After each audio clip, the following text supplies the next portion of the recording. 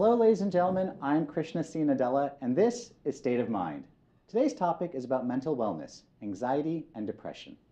The college experience is a unique time in the lives of students. Not only are they coming of age, establishing their identities and independence, but they are also establishing their self-worth. Unfortunately, nearly 1 in 6 college students has been diagnosed with or treated for anxiety within the last 12 months. In fact, anxiety has now surpassed depression as the most common mental health diagnosis amongst college students. More than half of students visiting campus clinics cite anxiety as a health concern. Back with us to provide her perspectives on the topic is Dr. Arya Soman. Arya, thanks for joining us. Glad to be here. So I think before we get started, help our audience understand what is anxiety and what is depression. Absolutely. So anxiety, again, it's an experience that all of us can face. It's part of the normal human range of emotions. But when we talk about anxiety on a clinical level, it's again about when it's excessive. It's too much, either in terms of frequency, intensity, duration. So just to give you an example of what I mean by that, again, it's excessive worry or fear that either, for example, lasts all day, every day. So it's okay if I have anxiety because that's a very natural emotion. Right, exactly. Okay. Like we all face anxiety, in times of, when we're about to, for example, go in to take a test or, be on a TV show. Exactly, be on a TV show. I certainly will admit that I, experience my own anxiety. Sure. We all experience it. It's more about when it's out of proportion to the situation. Okay. I think last time I talked a little bit about how sometimes anxiety can be helpful. We all have that sort of fight or flight reaction in terms of keeping us safe, and our bodies and our minds help signal when there's potential danger. You're going to feel that anxiety and that rush of, okay, I need to either freeze or I need to get out of the situation. Right. And that's sort of evolutionarily where this emotion kind of came from and what purpose it serves. Got it. Right? So the thing is that usually anxiety, it happens for a reason. Something's triggering it. So what happens with clinical levels of anxiety is, again, that all of a sudden things that should be neutral, or shouldn't be that scary or that frightening, end up really signaling like a red alert level of fear in response.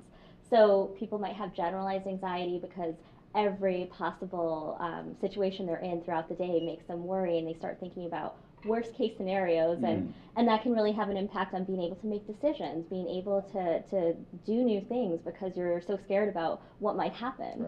Right. So that's sort of, as far as duration, and then in terms of frequency, people might have, again, have it all the time. They might have anxiety attacks or panic attacks where they're suddenly flooded with that emotion and it's paralyzing, and so all of a sudden they start not going to class or not going over to friends' houses or even not going grocery shopping because they're really worried that they're going to have a panic attack in public. So they avoid it. So basically, that's an idea of sort of what anxiety is on a clinical level. It's too much. Got it. And then as far as depression, a lot of times we think about depression in terms of, well, someone's really sad, and for a while. Take a Prozac, you'll be better. Yeah, exactly. And the thing is that depression, it's a lot more than that.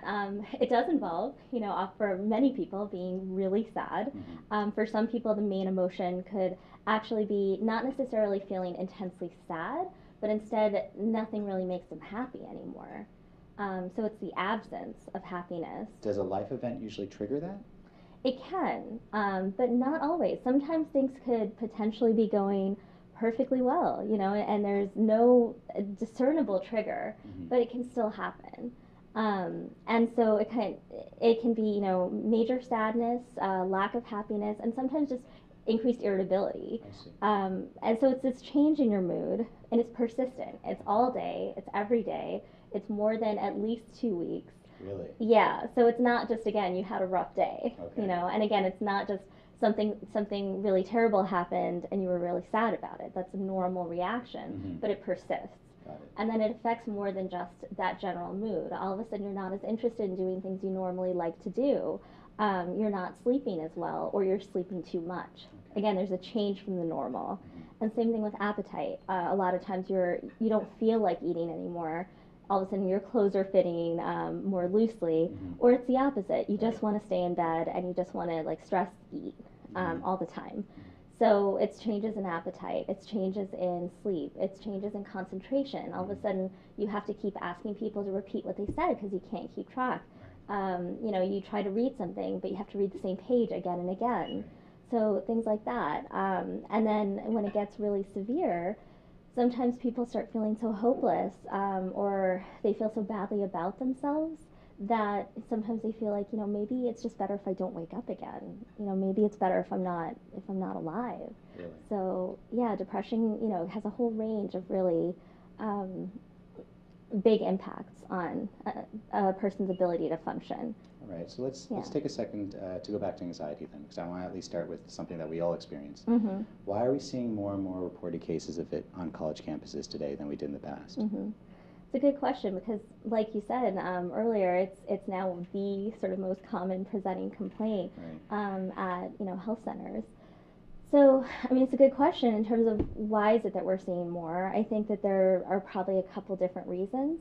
I think one of the reasons could be that perhaps there were a lot of people experiencing signs or symptoms of anxiety, but they didn't necessarily feel comfortable coming forward about it, and they felt like, again, I just need to get through it.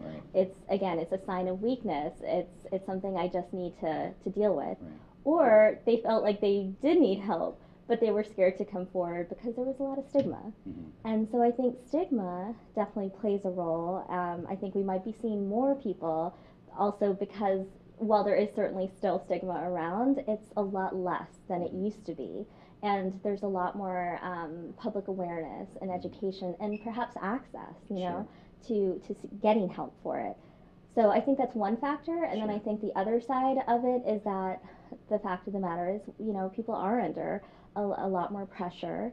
I think that there's, again, a lot more competitiveness in terms of, you know, getting into the right schools, whatever the right school might be, getting into the right job, whatever that might be for, you know, each individual person. And it's starting sooner, you know, it's starting younger and younger. You hear about even parents prepping their, you know, their very young child for an interview to get into elementary school. That's right. I mean, it's starting so early, and so then that's carried forward in terms of, you know, then the pressure as far as getting into school, as far as college or grad school, and then the pressure to succeed, because then you, whatever, again, that might mean in terms of doing what you need to do to then get to the job or the lifestyle that you want.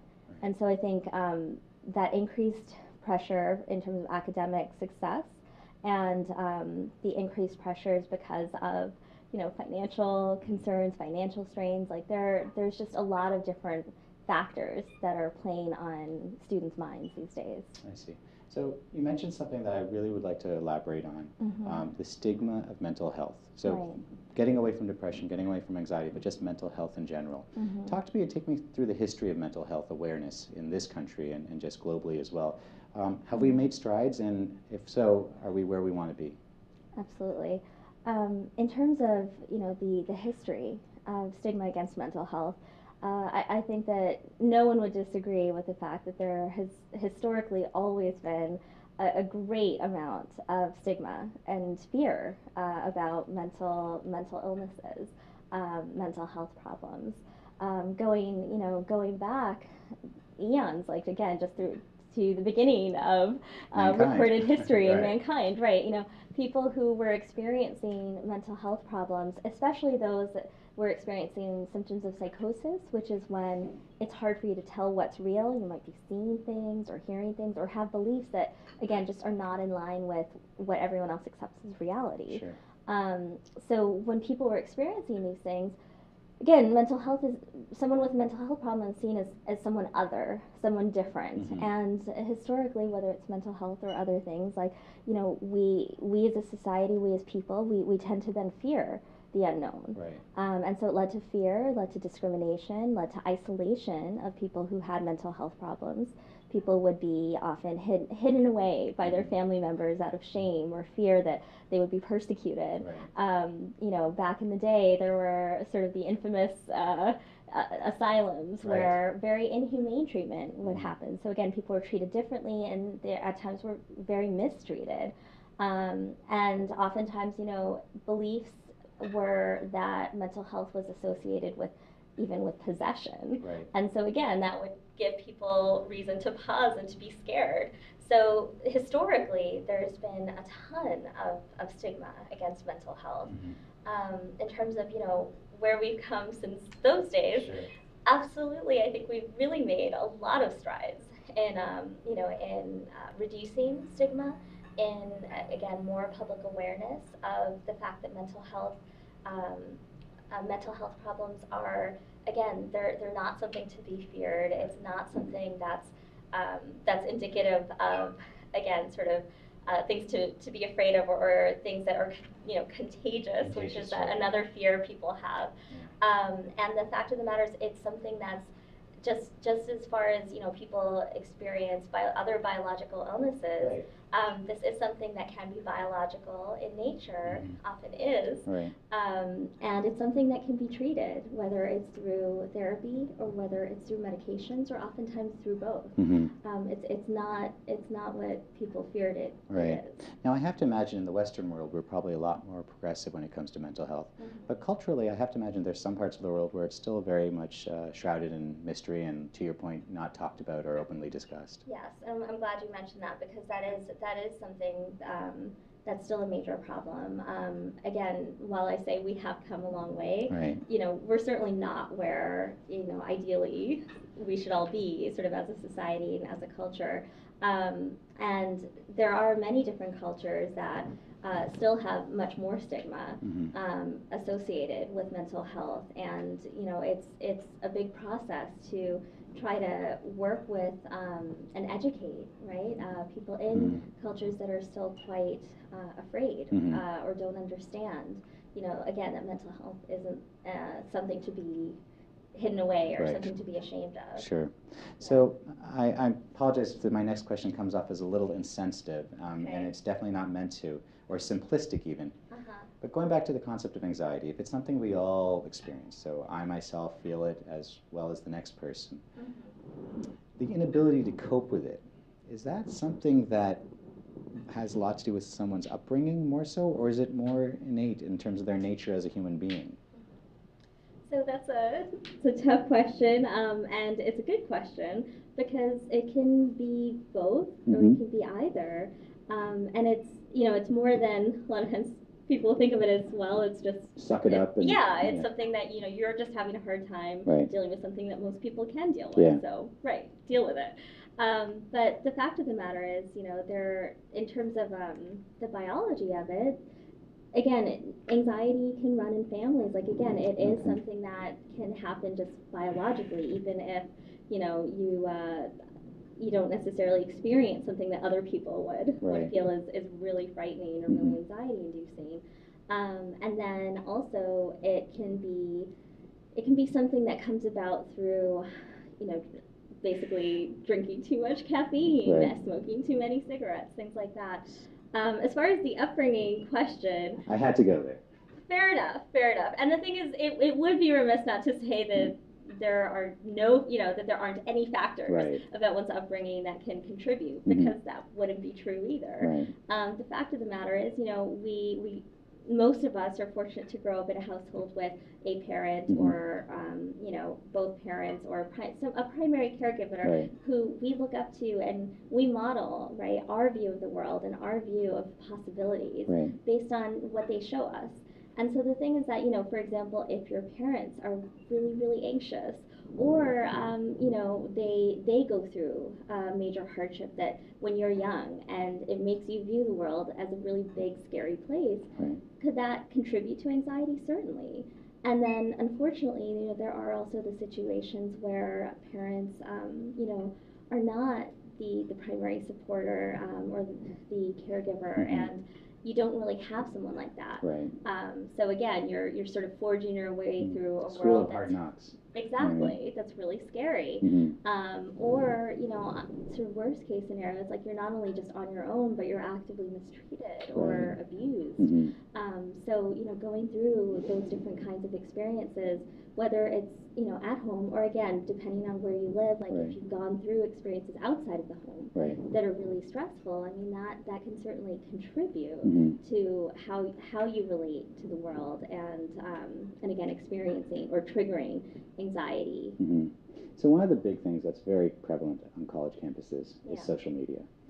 How much does that play into the whole anxiety, that perfect life everyone has on Facebook? Oh, look at my good news that I have to share with you. I never see people, first of all, I never see people put bad news on Facebook, which is a whole topic unto itself. But how much does that play into everyone trying to outdo each other and have that picture perfect life? Right. Well, it's a good question. I mean, there's sort of a term for it, right? As far as FOMO, right? Fear of missing out. It's a whole phenomenon that's sort of come about with the advent of social media and more generally, again, just with the amount of access that we have these days. Essentially, pretty much, especially for youth and young adults, and just all of the sort of coming generations. If you're awake, you're probably plugged in some way. So the fact of the matter is, while social media can have many positive effects in terms of connectedness and being able to share things with others, it can absolutely contribute to people's sense of pressure, of anxiety, because again, they feel like everyone else is posting and depicting an ideal, perfect life.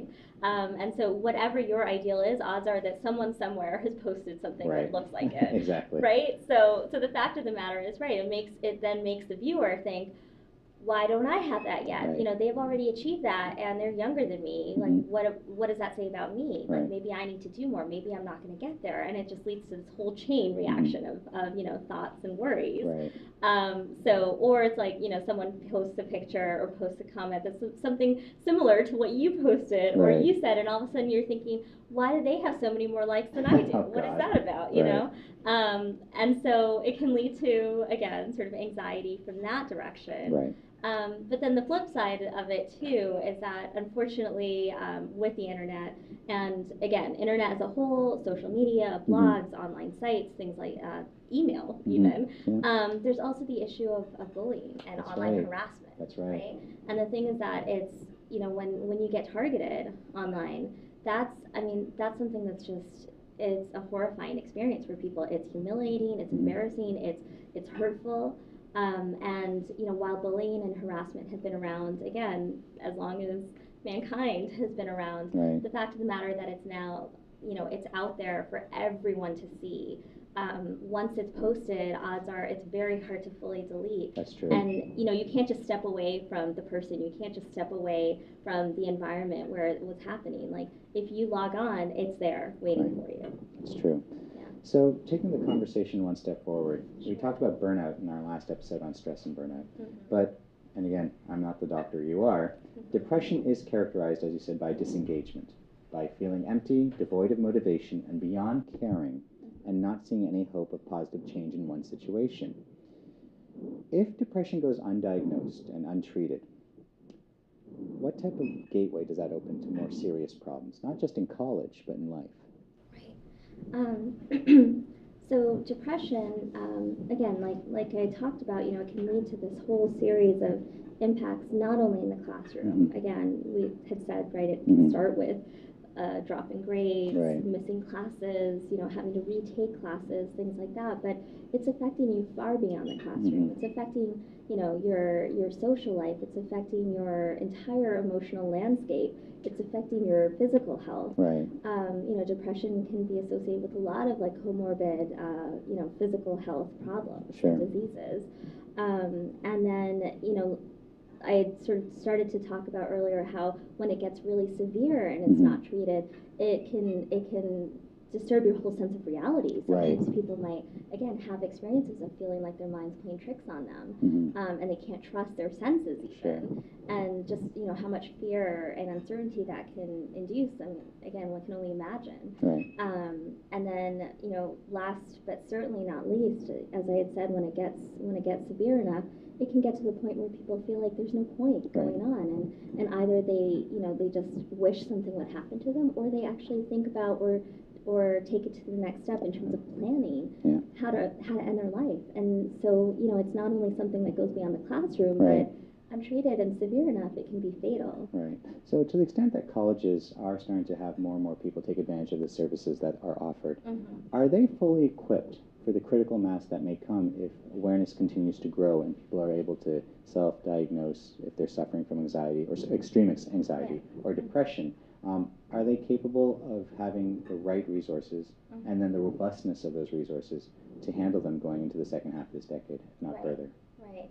Well, I think that they're certainly trying to be equipped. I think there's a lot more conversation going on now about, how do we address mental health for, from the school's perspective for our students.